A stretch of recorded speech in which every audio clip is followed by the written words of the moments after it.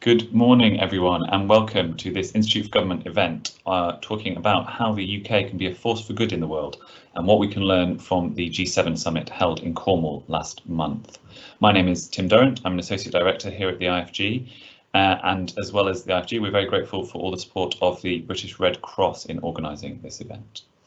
Now, as you know, last month the UK hosted the G7 Leaders Summit in Carbis Bay, Cornwall. Boris Johnson hailed the summit as an opportunity to demonstrate how the world's democracies are ready and able to address the world's toughest problems, and said that it was an example of the UK striving in unison with our friends for a greener, safer and fairer world. The summit was a key moment for the UK to demonstrate what Global Britain is all about and how it can play a leading role in the recovery from the pandemic. So today we'll be looking back at the G7 and discuss what we learned about the government's vision for Global Britain, as well as looking forward to think about what the government's ambition should be over the coming years to ensure the UK acts as a force for good in the world. To discuss all this and more, we have a fantastic panel, joined today by Mike Adamson, Chief Executive of the British Red Cross, which is part of the worldwide Red Cross and Red Crescent movement. In this role, Mike is responsible for all of the British Red Cross's UK and international work. Baroness Amos is the Master of University College, Oxford, former UN Under-Secretary General for Humanitarian Affairs and Emergency Relief Coordinator, and a former UK Secretary of State for International Development.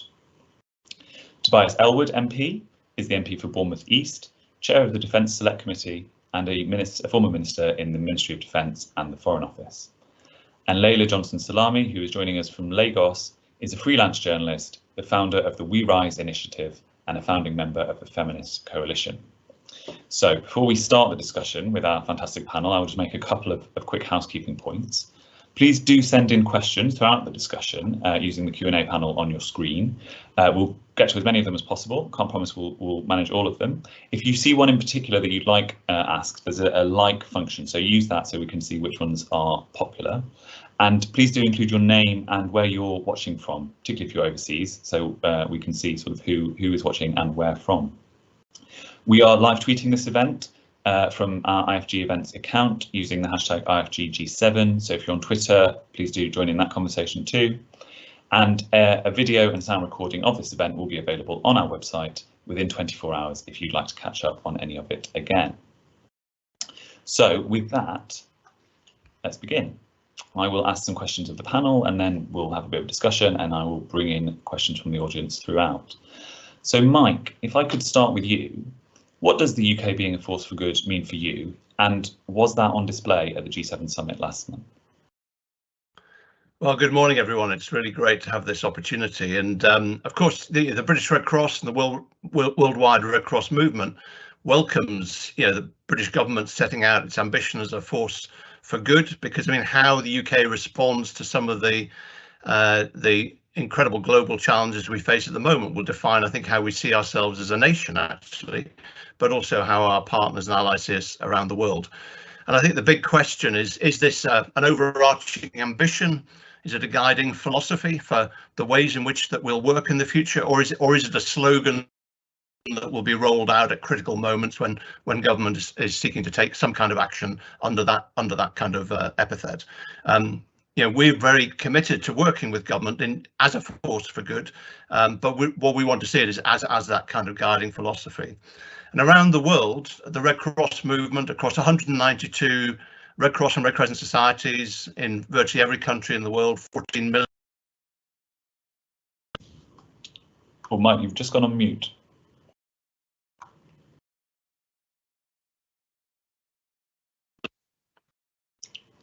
Apologies. Did it just go on mute, Tim? It did, yeah, but we heard most of what you said. Okay. So as the worldwide Red Cross movement with 14 million volunteers and 192 Red Cross and Red Crescent societies, who are responding to fires and floods and the consequences of climate change, responding in conflict zones around the world every day. And no matter how bad the pandemic has been here, it's hard to imagine how it's been for families in places like Lebanon, the Sahel, Yemen, Bangladesh. I was talking to some frontline volunteers in the Lebanese Red Cross last week who'd responded to the terrible explosion in the Beirut port almost a year ago, and talking about the situation in Lebanon, where you've got economic collapse layered on top of a country with 4.5 million people, with 1.5 million refugees from Syria, also trying to cope with COVID. It's just the impact on people and their everyday lives is just enormous. And as we come out of, we hope as a nation, the COVID period, and we debate whether to wear a mask on a bus or whatever, we've got to remember that many parts of the world are still affected by these big three C's of COVID, climate, and conflict, compounding each other, often on top of fragile health and economic systems. And we've seen the situation in India, but we know that parts of Africa and Asia are really bracing themselves now for the potential impact of COVID as it rolls around the world. So humanitarian leadership is really desperately needed now, and Britain has always endeavoured to punch above its weight in the world, and there's definitely so much more that we can do. And against that overarching philosophy, that standard of global Britain, there are some promising signs and some good things, but I'd say that actually our record or our outlook is actually rather patchy, and I'll just give a few examples. Firstly, in terms of the recently approved G7 famine prevention compact, there's a lot to admire in that, with the emphasis on protection of populations, the role of principled humanitarian action and international humanitarian law, and the recognition of over 170 million people in 42 countries facing the impact of food insecurity. But it desperately needs an implementation plan, a financing plan, performance metrics, technical advice and support to show how we'll actually make that a reality. Secondly, on vaccines, we welcome the intent that we see, but low-income countries have received something like 0.2% of the 700 million vaccinations that have so far been delivered. We welcome the ambition that 60% of the world's population should be vaccinated by the end of 2022, but so far the commitment on doses would only enable us to reach around 8% of the world's population. So there's a big gap, and then there are other institutional barriers that we see as well. The issue of intellectual property, temporary waivers of intellectual property rights to allow vaccines to be manufactured in other parts of the world, and Britain has not got behind that move. There are barriers in terms of the role that humanitarian agencies can play in reaching some of the hard to reach groups, particularly migrant populations in parts of countries that governments cannot reach, where pharmaceutical companies need to be supported to offer waivers of liability to enable us as agencies to take on some of that role. And we're also all aware, I think, of the fragile community health infrastructures in some of the countries that really make it more difficult to roll out and get jabs into people's arms, and actually a real challenge around that that we need to get behind. And thirdly, on climate, we cannot allow COP26 to fail. So it's great to see the various relatively small commitments of funding on things like early action and anticipatory finance. It's also good to see a big ambitious number of $100 billion as the commitment around, or the commitments being sought for climate finance. But we also have to recognise the reality that less than 3% of the climate finance money that has so far been mobilised has gone to developing countries.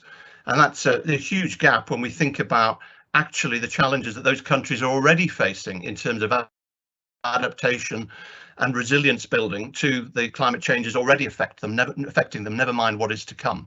So we want to see at least half of that money that's being committed for COP26 going into the actual practical steps around climate change, adaptation and resilience right now, to enable them, communities and families to be more secure.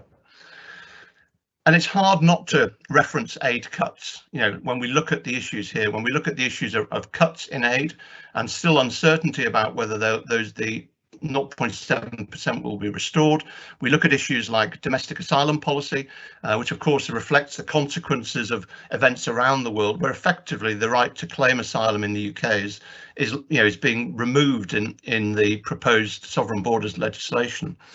So for Britain, we really admire and want to get behind Britain as a force for good, but we want to see that as a guiding philosophy in everything we do. And the acid test for it will be whether the funding and implementation plans get behind the rhetoric to enable us to make a difference to some of the lives of the most vulnerable people around the world. Thank you. Brilliant. Thank you, Mike. I think that's a great introduction. Lots of stuff to pick up on there in more detail, particularly around some of the C's, particularly COVID and climate. Baroness Amos, if I can turn to you next, and I wonder sort of if you'd like to reflect on what Mike said, but also on that specific point he raised about the cuts to the aid budget. How is that playing into the UK's ability to be a force for good in the world? Morning, Tim. Morning, everyone. And it's really interesting. I was telling a colleague that I was going to be involved in this discussion this morning about Britain being a force for good in the world. And his immediate response was, "Are we still?" Which I think says a lot about not just how we are seen globally, but how we are actually being seen by our own citizens. There's no doubt that we've had some major achievements in the past, and I think that we have squandered in the last few years a huge amount of global goodwill. And I think that the decision that has been taken on the 0.7% has actually fed into that. There's no point talking about an intention in terms of global Britain, an intention in terms of Britain being a force for good. It's about what we do. It's not just about what we say. I think Mike talked about it as a slogan. It has to be about more than that. What does it actually mean? And what does our leadership, what does our government mean when they speak about these things? Yes, we have policy documents, but how are we translating that into how we behave in the world? So a couple of things I think which are important. We potentially have significant influence. We have wielded that influence in the past in both a positive and sometimes in a negative way. But our membership of the Commonwealth, the role that we have played with other European countries, how we're going to renegotiate that relationship going forward is going to be important.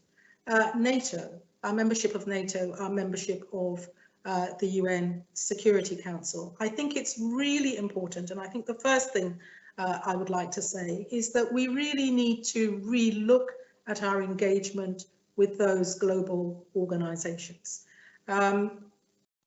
How we behave, how we use the influence that we have in those global organizations is critically important, including within the UN more broadly. And our role within the UN Security Council, I think, is particularly important in relation to that. Secondly, what do we mean when we talk about the UK being a force for good in terms of the broader human rights agenda? There was a lot about China at the G7, and in particular in relation to the Uyghurs. But of course, it is about more than that. We can't pick and choose which countries we're going to engage with on a human rights agenda and others that we are not. With countries in terms of the role that we are playing in relation to conflict resolution and mediation, but at the same time selling arms. I mean, what is going on in Yemen, for example, is an absolute scandal. And what role are we playing in terms of trying to resolve that conflict that has gone on for such a long time? I don't even want to touch on the issue of Syria, which was very much on the agenda when I was at the United Nations, and has somehow kind of slipped down the agenda, but continues to be a major issue across the world. Climate change and environmental sustainability has already been mentioned. We're looking forward to COP, a big agenda there. Huge contradictions in how we as the UK are engaging on that issue. One thing that I think is absolutely critical in terms of the broader humanitarian agenda is around food security around the world. It is a disgrace that we are still seeing famine in so many countries across the world when we have an issue in relation to wastage in some other parts of the world. How are we engaging on that issue? How are we demonstrating leadership? And then significant issues around the millions of people around the world who are displaced both internally and externally in terms of a growing refugee population. UNHCR are talking about the biggest numbers for decades in terms of forced displacement. And what does it mean for our own policies in relation to not just migration and immigration and our borders, but also how we are living up to the international commitments that we are engaged in. And finally, just touching on issues around the right to health, to education. We've touched on the issue of COVID and vaccines and the commitment to, 1 billion vaccines by the G7 in the next 2 years. It is not nearly enough. Mm-hmm. The G7, the G20 countries really need to come together to work with the countries in the developing world to make sure that we don't have the kind of vaccine nationalism that we have seen up till now. But it's about more than that. It's also about how are we working together to build the health systems in those countries to ensure that the people in those countries begin to have the kind of access to decent healthcare that is needed around the world. The focus on girls' education that we need. We know that the more girls are educated, it has a major difference in terms of the economies, the health of the people in those countries. So this remains a key issue, and issues around sexual harassment and violence. The more we have communities, countries in which we see the kind of high levels of violence that we continue to see across the world, and this is not just a developing country issue, it's a developed and a developing country issue. It speaks to the way in which women's voice is actually valued in those countries. This has to be a huge part of the agenda, and I don't think cutting our aid budget at this point in time, when we could use it in a much more effective way to actually deal with some of these major issues, is something that the leadership of this country should be doing. Brilliant, thank you. And then again, another sort of really useful tour of lots of the sort of big issues. Tobias, if I could turn to you now and ask again for your reflections on what the UK being a force for good means, and perhaps picking up on a thread in what Mike and Baroness Amos were saying in terms of, there's a lot of talk. Is the UK really putting it into action? Are the actions matching the rhetoric? Well, firstly, thank you for inviting me on this panel. Great to see the other contributors and build on what has always been said. I think there's going to be agreement here that global Britain is important, but we could do more. I think that's a summary. But I'm going to start from a rather bleak position and say, why is it so critical? And perhaps the journey that the G7 is taking, but we've really got to go much, much further. And I suppose that's beginning. I pose with this question that I've actually set to the Prime Minister, to other think tank groups, to military leaders. Do you believe the world is going to be safer or more dangerous in the next 5 years? And for most people, the answer is very, very clear, that global security in our ever complex, confusing world is on a worrying glide path. And right now, there is no grand plan, no strategy to be able to deal with this. From my perspective, a defense security perspective, the threat picture is greater and indeed more complex than during the Cold War. But if there was one positive outcome from the G7 summit in Cornwall, is a realization that unless the West becomes less risk averse, regroups and reunites, the next decade is going to get very bumpy indeed. Just to put that into some form of qualification, it's been said that there's very much a 1930s feel to the world at the moment. Authoritarianism is on the rise, geopolitical power bases are shifting, international institutions are unable to hold errant states to account. Non-state actors as well. And rival states are seriously upgrading their hard power.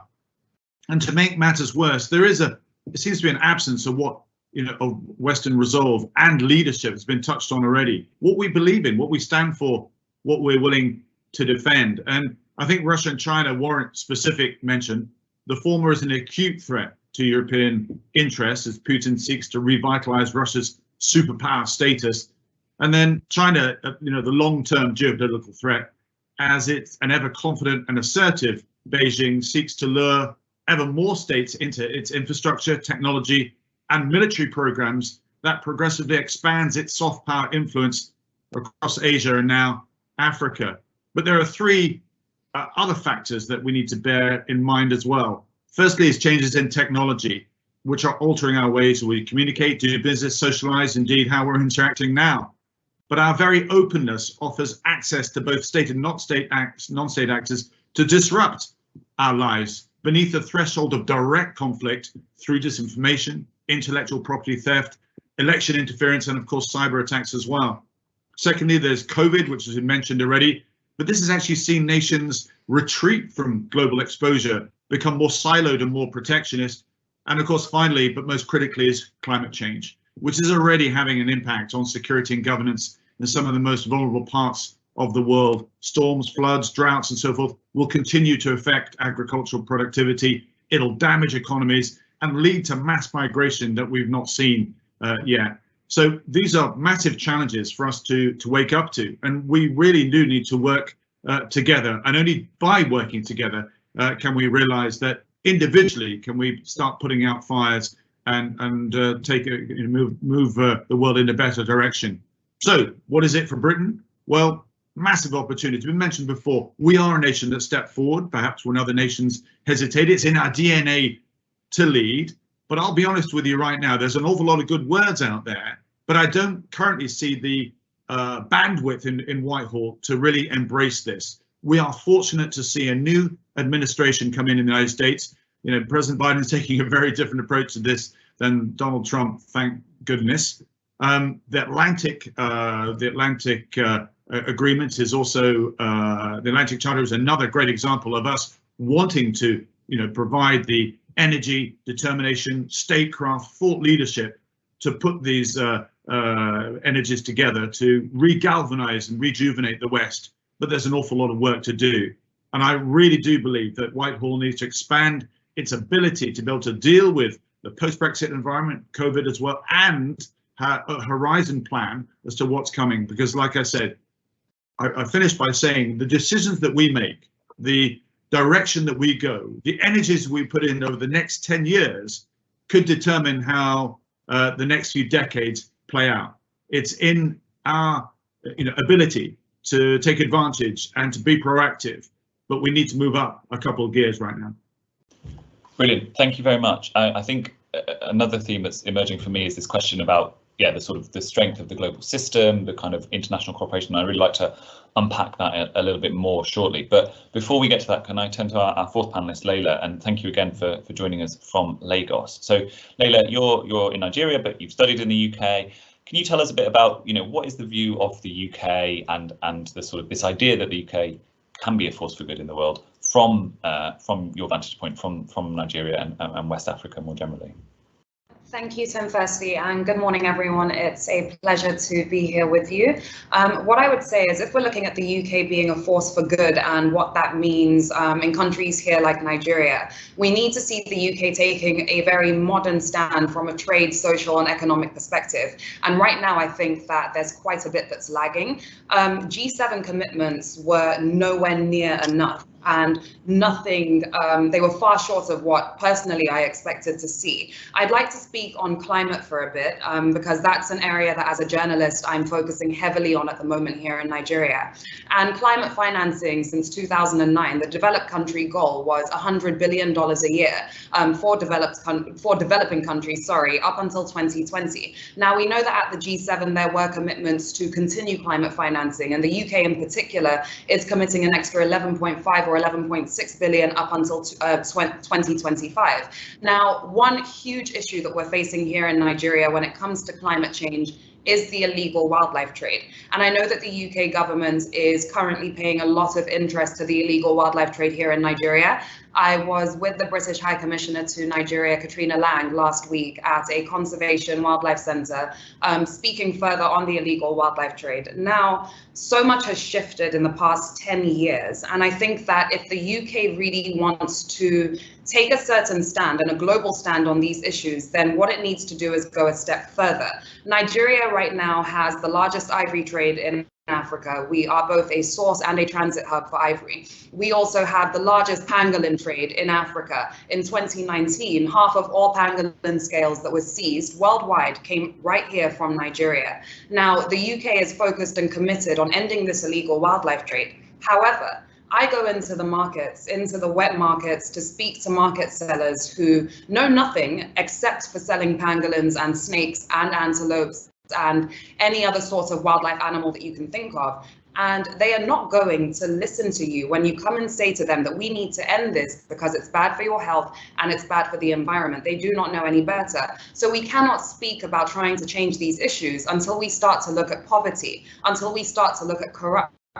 And I think the UK needs to have a clear-cut strategy on exactly how it wants to go ahead with tackling certain issues in Nigeria if it really wants to succeed in doing so. Because we can't say we want to end the illegal wildlife trade when these people who are involved in selling these animals and don't know that they're doing anything wrong won't have anything to eat if laws come into place and are enforced where wet markets are shut down. So I think there's a lot of work to do in education, in ending corruption, and obviously in bringing Nigeria out of poverty. We're the poverty capital of the world. And if the UK really wants to uphold itself and really wants to have that status of a modern global Britain, then it does need to start looking at these issues, which it already does, but in far more depth. That's what I would say. Thank you. Brilliant. Thank you very much indeed. And yeah, fascinating sort of insights there. So I think a lot to get into from what people have said already. Again, thank you for those of you in the audience who've sent in questions, but feel free to send in more. We're always interested in them, and I will get to them shortly. Before I do, though, I do want to come back. Tim, can I come back on three quick things please. That have struck me from the opening comments, which I think have really set out a very clear agenda. I think the first is to come back to something that Layla has talked about, which is the real importance of this agenda being joined up. And that's why the multilateral institutions are so important. We have seen a moving away, or we saw indeed a moving away from engagement with those institutions, with the UN, with NATO and so on, particularly under the Trump administration.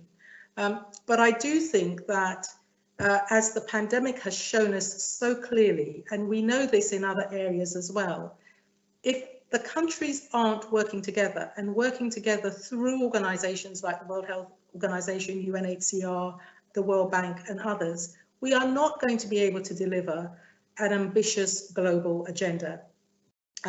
And we certainly aren't going to be able to deliver an ambitious British agenda in the context of all the other things that are happening across the world. So making sure that these institutions, the kind of rules that we have put in place, yes, some of them need revisiting, but making sure that they are really working is absolutely key. And my second point relates to that, but also links back to something that Tobias said. Because Tobias talked about the world being more siloed and protectionist, and in some ways it is.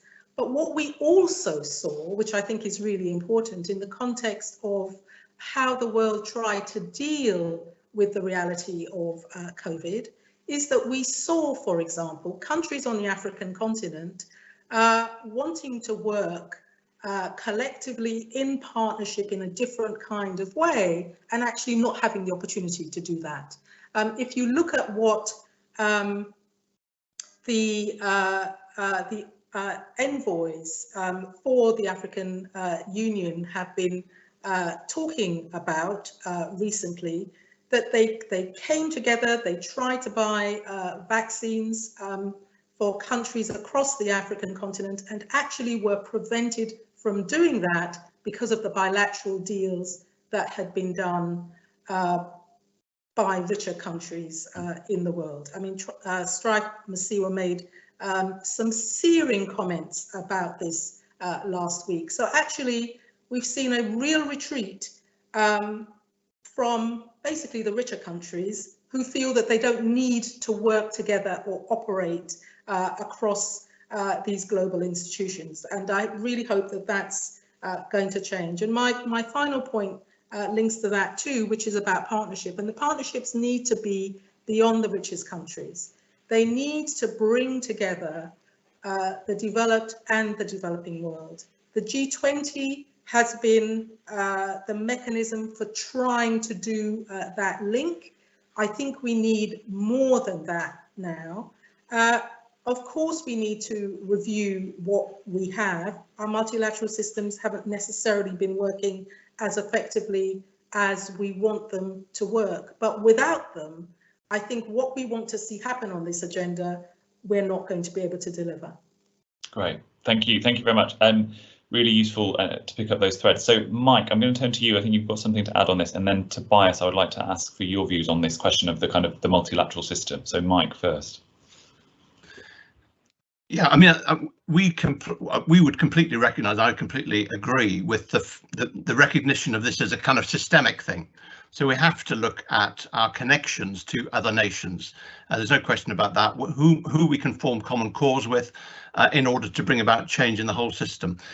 But actually, it all needs to be rooted in a sense of what are the needs to which we're trying to respond. And same happens in some domestic policy. You end up talking a lot about the politics and the institutions, and actually not rooting it straight. From where are the greatest needs, and how do we bring about the biggest change, and what is the role of civil society as well in enabling that to happen. And again, as we look for the areas or evidence of traction, and points of traction within the ambition of Britain as a force for good, we need to also then look at what are some of the staging points in upcoming G20, COP26, but also government's commitment to develop a development strategy during the course of 2022. We want to see a recognition of need as the basis on which we actually focus our effort.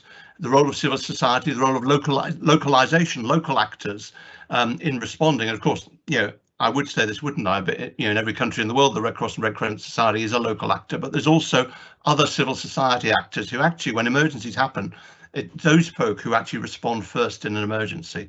And I think that we need to weave into our language of the politics and the UN and so on. But that needs basis, and that was also important, I think, for the British public to make a connection with this. They can identify with the needs of people around the world if the stories are told in the right way, and then also start to see some self-interest in actually providing the support and help because of the consequences in the way that Tobias so eloquently described in terms of population movements and so on that people then worry about here. So let's root everything into need. Great, thank you. I think very, very important sort of principle there. So Tobias, one of the themes here is this sort of question of joined upness, how different multilateral organisations can work together, and then bringing in Mike's point about sort of that connection between the sort of global and the local. Do you think you mentioned President Biden, is that the change of administration in America, is that a return to the multilateral system, or are we sort of still in its kind of dying days? No, I think it's positive news that the United States wants to play its role on the international stage. I sort of joked about Donald Trump, but he actually gave opportunity for authoritarian states to advance their own agendas. And not only that, but I touched on technology, changing the world. We know that that's happening, but the rules themselves haven't kept up. So a massive cyber attack, for example, does that trigger Article 5 NATO response? If something happens in space and somebody takes out your satellites, how do we actually have the checks and balances in place? Who do you go to complain about, errant behavior from a state? The United Nations itself, because of the permanent membership setup, means that it's often paralyzed in trying to deal with some of the challenges that we face today. So we have a rules-based order that served us well post the Second World War, but boy, is it needing updating now. And like I said, if we don't start to update it today, in the next few years, we will set the tone for the rest of the century. Let's come to terms and recognize the fact that this will be China's century, militarily, economically, technologically. They will advance, arguably larger, more powerful than the United States. Now, we need a method, a mechanism to make sure that we can all work together from a trade perspective, from a security perspective as well.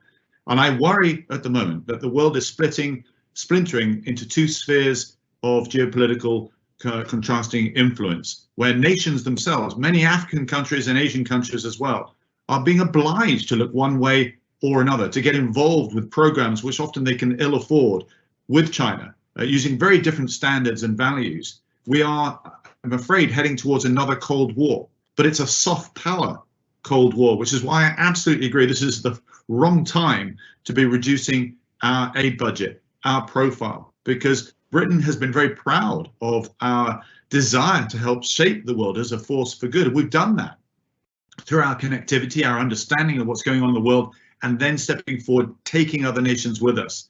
And us retreating in this way is not a good look for a UN Permanent Council, a Security Council member, nor is the only G7 state to be reducing our budget as well. I'm pleased to see that there's a debate today over the weekend that we might be reversing that, but damage has already been done. And I can't stress more that the West doesn't really need to regroup. And Britain and America have always been in the sort of forefront of perhaps crafting the way to go forward and then bringing other nations with us. And, you know, there's an opportunity for us to do that again. Thank you. Just to pick up one. Can I disagree slightly with you, Tobias? And I'll say why. I mean, yes, I think it's I think it's really important that we are clear about what we can do and what we want to do, and how our potential leadership feeds into that. But I think we also have to have a degree of humility about who we are and who we're working with. And one of my concerns, and this is my point about, you know, what kinds of partnerships are we looking to create?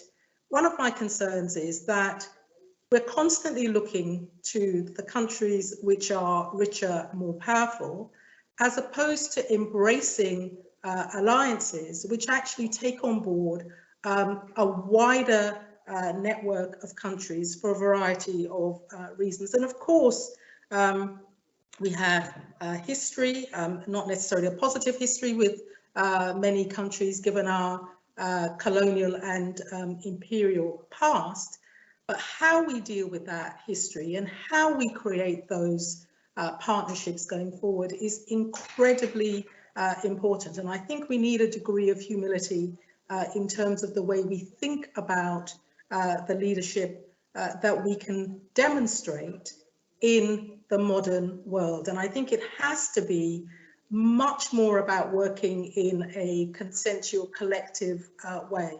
The other thing I would say is that we have self-interest. All countries have self-interest. So let's not pretend that we don't, but let's be real about that, and let's not wrap up that self-interest in terms of then saying this is about us acting in the collective interests of the world. I think if we were more honest about that, I think our relationship with some other countries would be much, much more positive. And just one other quick point back to Mike. Mike, I think that partnerships with civil society, all of that is incredibly important, particularly at the operational level, how those global commitments translate into what we do at the local level. But I am not convinced that we should be thinking about, you know, our future foreign policy,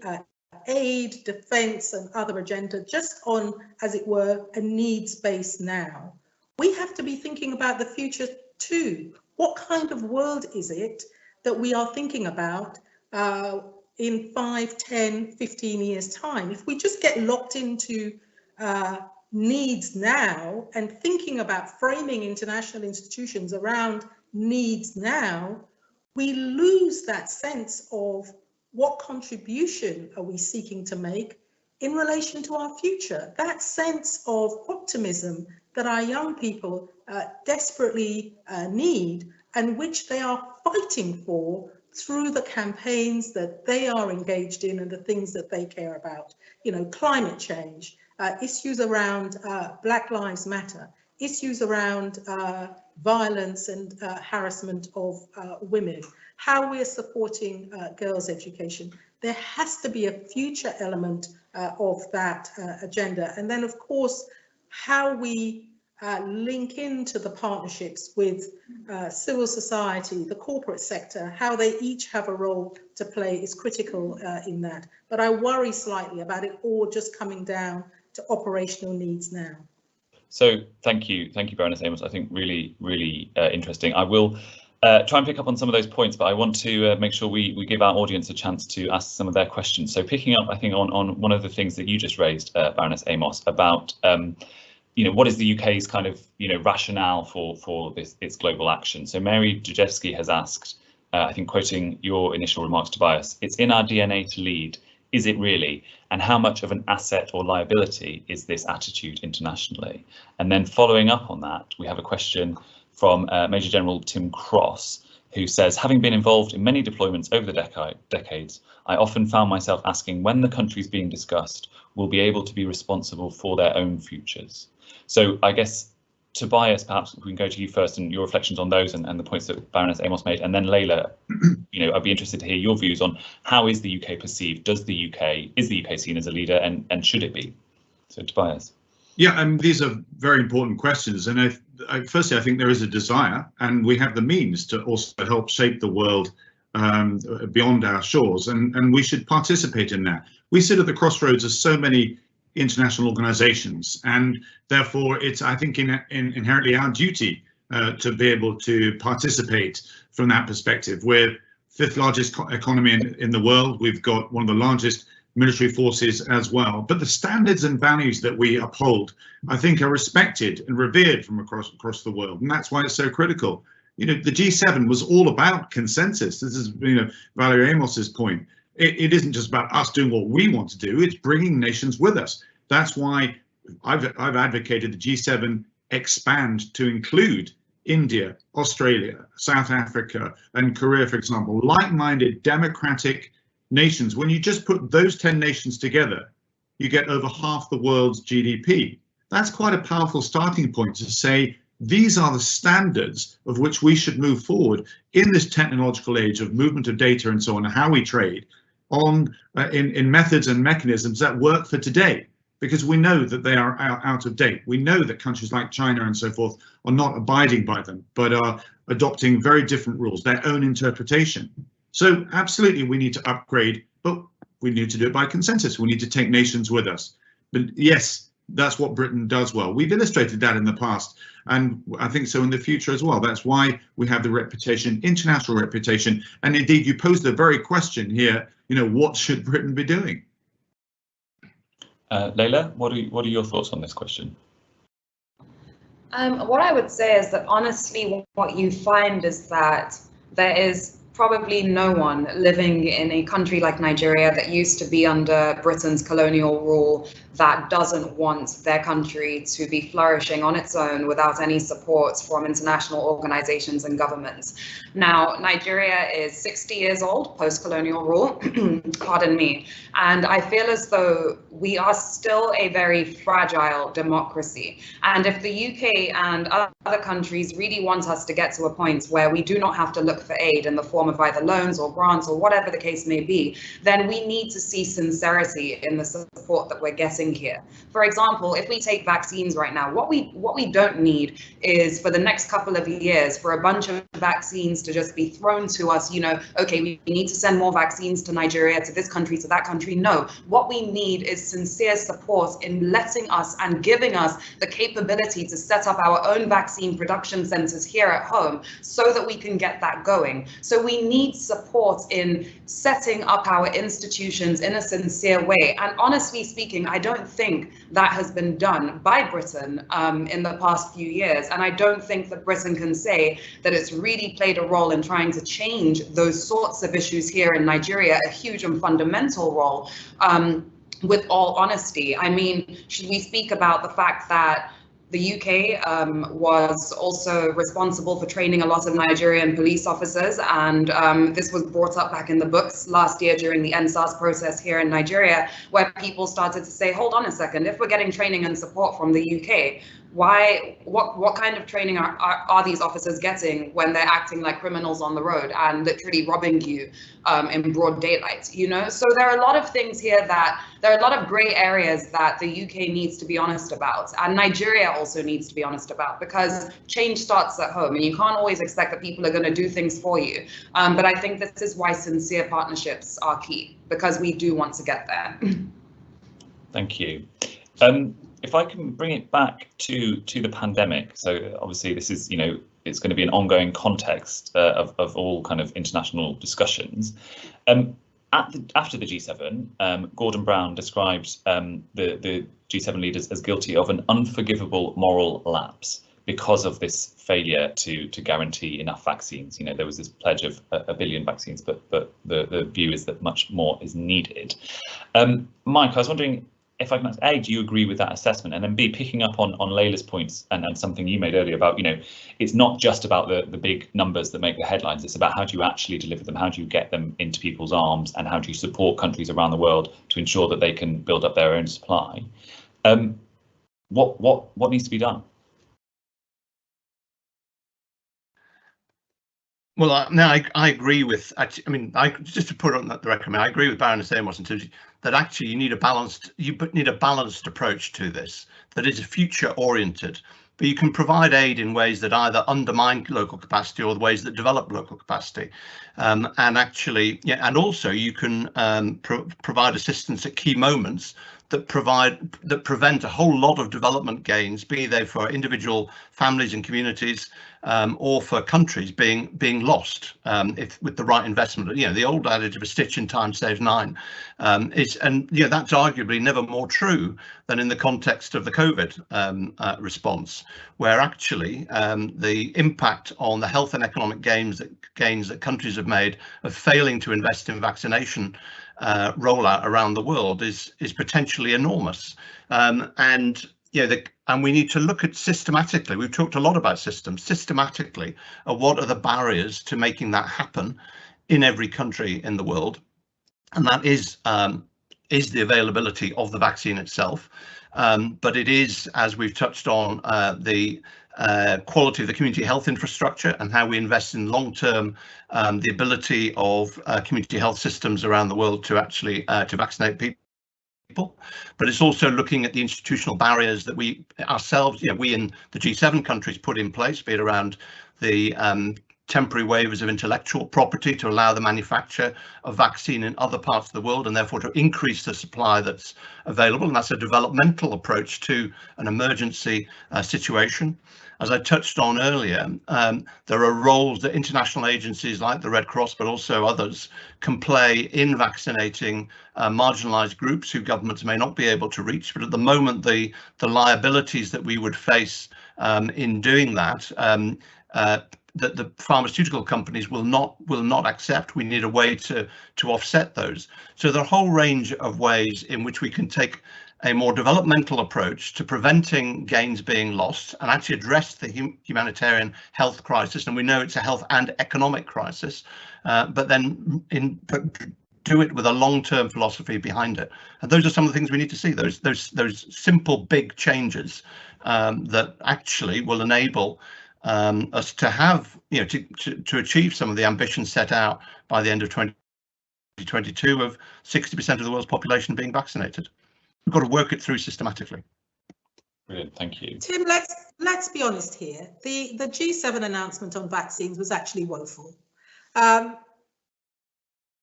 have a huge amount of oversupply in some of the richest countries in the world. I think it is absolutely understandable that governments want to make sure that their own people are vaccinated first. I completely appreciate that.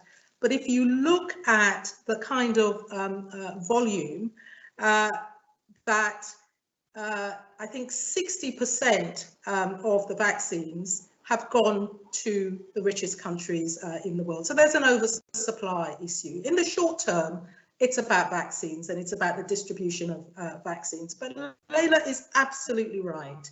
How are we building, working to build capacity in those countries? How are we ensuring that there is a commitment to developing the skills of the health workers in those countries? One of the points that Mike has raised. What about manufacturing capacity? There's been an announcement last week about building a hub in South Africa. That is very, very good news. The African countries themselves, through the Africa CDC, but also through the AU, have really been grasping this agenda and saying very loudly and clearly, this is what we need on our continent to make sure that we can make progress. And I think that that is a really good thing. But Gordon Brown is right. The actual announcement that came out of the G7 was woeful. Let's not forget that. Okay, thank you very much. So what I'm going to suggest now is we have a bit of a quick fire question round, because there's lots of questions for individual panelists. So I will start with one comment from Katrina Lang, the UK's High Commissioner in Nigeria. So thank you, Katrina, for joining us. Katrina says that she fully agrees on the need for more systemic joined-up approach, which we've been talking about, and IWT is a really good example of this. So yeah, thank you, Katrina. So a question from T. Wright for Leila in particular. He or she says, poverty, corruption, education and equality issues need to be tackled for any global efforts to work. How, Leila, do you see Nigeria playing a part?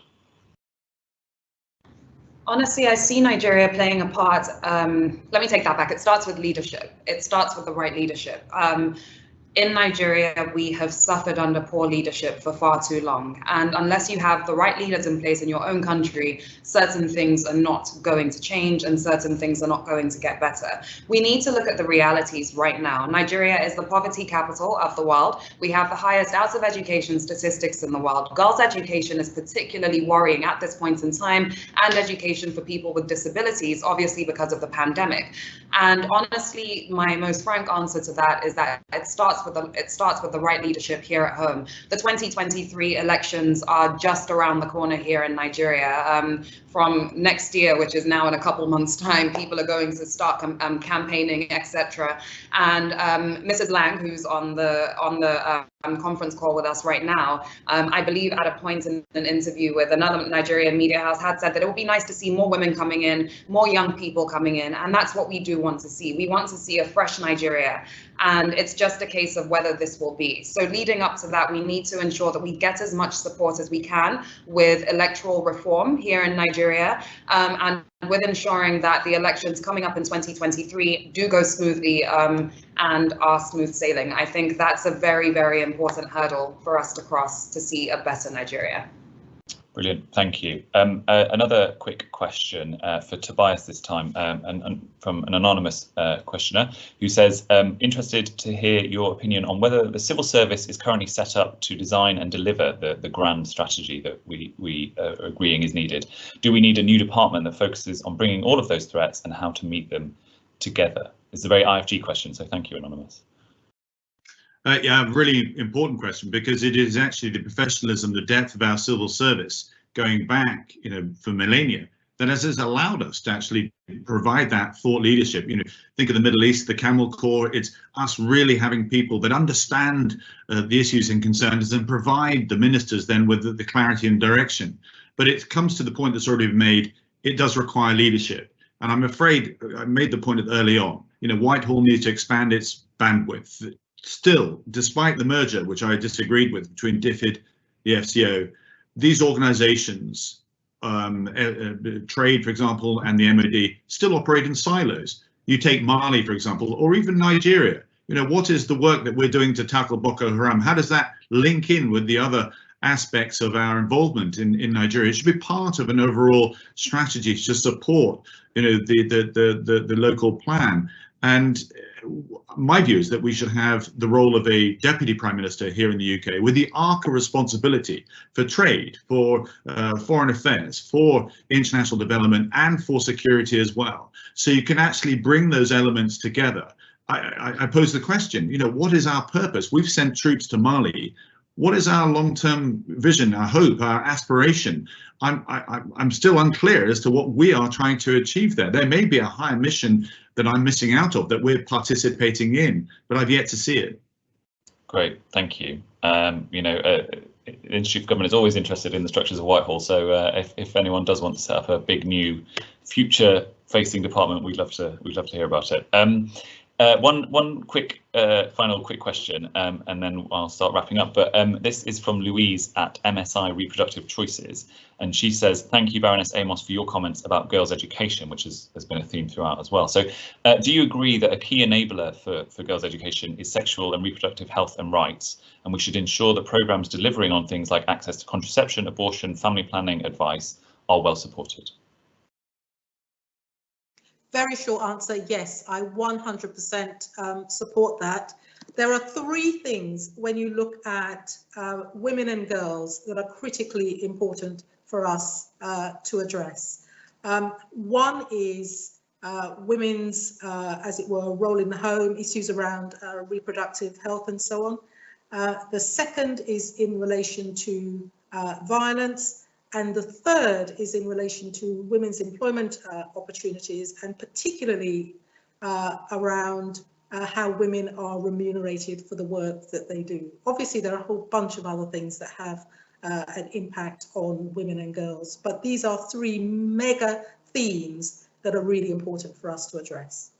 Thank you very much. Okay, so I'm going to ask one more question, and I will give that to Mike. So, Mike, we've been talking about the G7 and the UK's role as a force for good in the world. The next big international event that the UK is hosting is, of course, COP26 at the end of the year in Glasgow. We've talked about that a little bit, but from the British Red Cross's point of view, what would a successful COP look like, and what would you hope the UK achieves as the host? Yeah, it's an opportunity to make a very, very big difference, and also to address a threat. And so there needs to be a combination of things. There needs to be serious commitment to address global temperature rise and do the things that will actually help prevent that. Serious investment in new technologies that will allow us to live and work differently in order to, again, reduce the impact of climate change. But there also needs to be a really significant investment in climate change adaptation and resilience that help people and communities stay safe. And if we do that well, both in the context of climate change and in the context of COVID, it is developmental as well as